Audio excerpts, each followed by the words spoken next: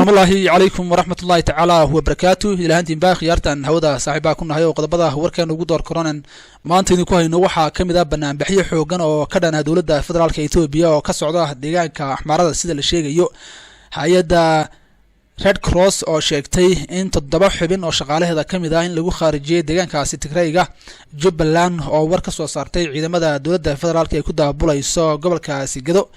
shirkii la rabay in la qabto bisha 20keeda ee uu ku dhawaaqay madaxweyne Maxamed Cabdullaahi Farmaajo iyo wixii ka soo baxay qodobadaas iyo qodobo kale oo dheeraad ah ee barnaamijkan ku dul istaagna hadii ay baraali ka noqdo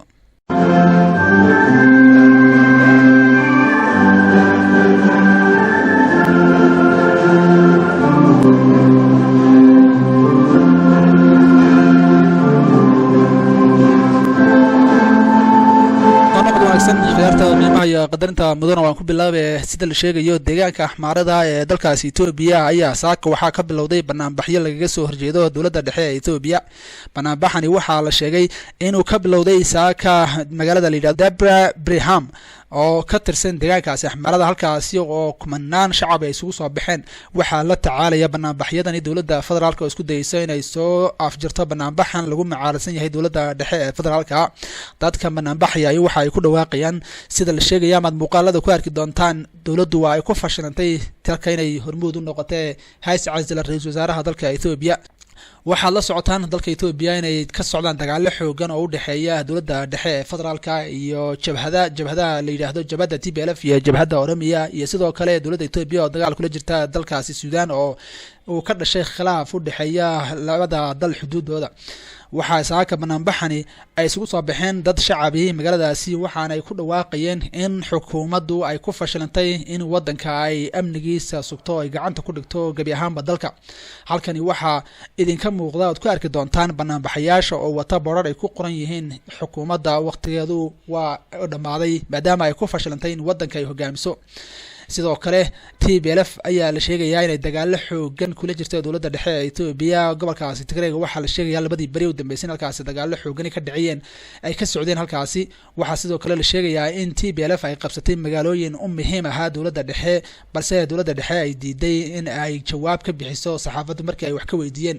arrimahaasi ayaa Itoobiya ka soo kordhay dhanka kale hay'adda Laanqayrta Cas ayaa saaka sargaal u hadlay waxa uu sheegay 7 xubin oo ka tirsan hay'adda Laanqayrta Cas in lagu dilay deegaanka Tigrayga waxaana uu sargaalkani dush u saaray dadka 7 ee la khaarijiyay dawladda Eritrea waxa uu yiri ciidamada Eritrea ku sugan deegaanka Tigrayga ayaa ka dambeeyay 7 qof in halkaas lagu dilo shaqaalaha u ahaa hay'adda Red Cross-ka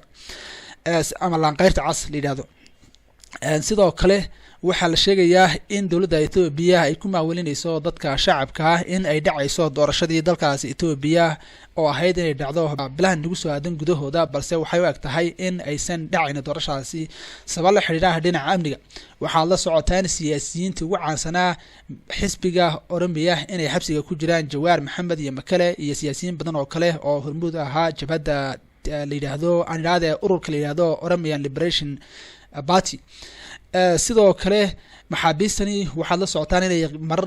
maalmaha kamid ay diideen cuntada taasi waxa ay ku abuurtay dawladda dhexe ee Itoobiya in culays badan beesha caalamku saarto dhanka iyo Soomaaliya hadii aan u laxano war saxaafadeed ka soo baxay madaxtooyada Jubbaland ayaa waxa si kulul looga hadlay in ciidamada ay dawladda dhexe waqtigeedu dhamaaday ku sii daabulayso deegaanka ama gobolkaasi Gedo taasi waxa ay abuuri kartaa sida ay sheegeen maamulkani colaad hor leh oo ka dhalata dalka Soomaaliya qoraal Jubbaland ay soo saartay ama ay dadka la wadaagtay ayaa waxa uu ahaa waxaanu dhaliilaynaa in dawladda dhexe iyo madaxweynaha dalka Soomaaliya waqtigiisu dhamaaday in ay ku dhiiradaan maanta in ciidamadii xoogga dalka Soomaaliya iyo saanadii dalka iyo dhaqaalihii iyo baabuurtii gaashaamayd ee militariga dalka Soomaaliya in gabi ahaanba intoodii badneed lagu daabulayo maalinkii labaad gobolkaasi Gedo taasina waxa ay sheegeen maamulka Jubbaland inay tahay caqabad weyn oo ummadda Soomaaliyeed ay u egtahay inay wajihi doonaan waqtiyadan soo socda Jubbaland waxa ay sheegeen in aysan marra u dulqaadan doonin gobolka Gedo in dawladda dhexe ay ku silku lahaato kuna sii daabusho ciidamada qaranka halkaasina ay isku daydo in dawladdu ay ka abuurto khilaaf u dhaxeeya dadka ku sugan gudaha Jubbaland sidoo kale dowladdu waxaad la socotaan Soomaaliya labadii beriba oo cadaynahayd ama baraha bulshada aad ku arkayseen in ciidamo gaashaaman iyo baabuur sidoo kale ay ku daabulayeen diyaarado halkaasina loo daldalaya gobolkaasi Gedo. haddaba Jubbaland waxay cadaynaysaa mas'uuliyadda wixii ka dhasha gulufkaasi colaadeed ee dowladda Soomaaliya ee abaabulayso in madaxweynaha waqtigiisu dhamaaday mudane Maxamed Cabdullaahi Farmaajo oo dusha saaran doono isaguna uu ka mas'uul yahay wixii ka yimaada halkaasi. dhanka kale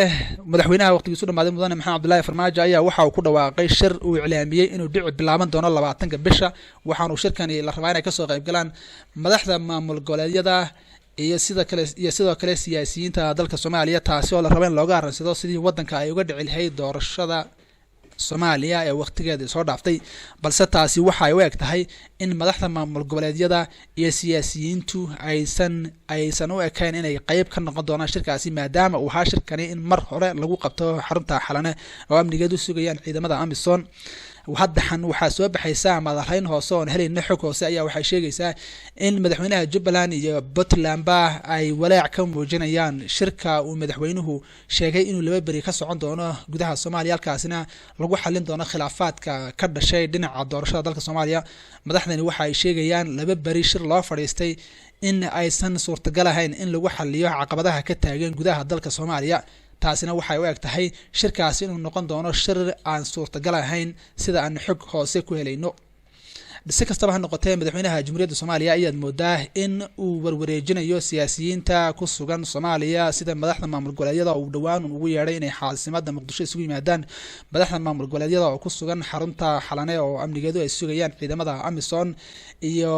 hay'adaha caalamiga ayaa waxay u eg tahay in madaxweynaha waqtigiisu dhamaaday mudane Maxamed Cabdullaahi Farmaajo uu warwareejinayo oo ay tahay hawshu qowda maqashii waxna u qaban. si kastaba ha noqotee waxay Soomaaliya gashay mugdi waxayna u eg tahay in ay halkaasi ka dhalan doonaan haddii aan xal waara la gaarin dagaalo sokeeya oo ay suurtagal tahay inay wadanka ku qorsadaan inuu wadanku uu ku laabto 30 sano ka hor wixii uu ka soo gudbay. sidoo kale qoraal ka soo baxay wasaaradda arrimaha dibadda ee dalkaasi Mareykanka ayaa waxaa saaka halkaasi odhahdiisa ka soo tuuray Antonio Blinken oo ah xogayaha arrimaha dibadda ee dalkaasi Mareykanka waxaana uu ku baaqay in dowladda Soomaaliya ay waqtigeedu dhamaadeen ay qabato doorasho degdeg ah oo halkaasi ka dhacday gudaha Soomaaliya. hadalka saaka ka soo yeeray Antonio Blinken oo ah xogayaha arrimaha dibadda dalkaasi Mareykanka ayaa waxa uu dhaliilay xukuumadda Soomaaliya inay ku fashilantay inay qabato doorashadii la rabay inay gudaha ka dhacdo Soomaaliya. sargaalkani oo hadlay dowladda Mareykanka waxa uu sheegay inuu ku boorinayo xukuumadda Soomaaliya inay qabato shir lagu xalinayo arrimaha khilaafka ka dhex taagan siyaasiyiinta Soomaaliyeed ee u dhaxeeya dowladda federaalka iyo maamul goboleedyada. taasi waxay ku abuurtay madaxda dowladda federaalka waqtigeedu dhamaaday arintaasi waxay ku abuurtay walaac hor leh iyo in ay kaabageliyaan isku dayaan inay kaabageliyaan shirkay dhawaan ku dhawaaqeen inuu furmi doono bisha 20keeda. balse dhanka kale waxaad moodaa in ay siyaasiyiintu gabi ahaanba ay ku qaybsan yihiin in la isugu yimaado shir laba bari ah laguna xalin karo arrimaha xareeyay dalka Soomaaliya. barnaamijkeena intaasan ku saafbarina haddii baraali ka noqdo intaan mid lamid ah ku kulmi doono. Assalaamu calaykum waraxmatullaahi tacaala wa barakaatuh.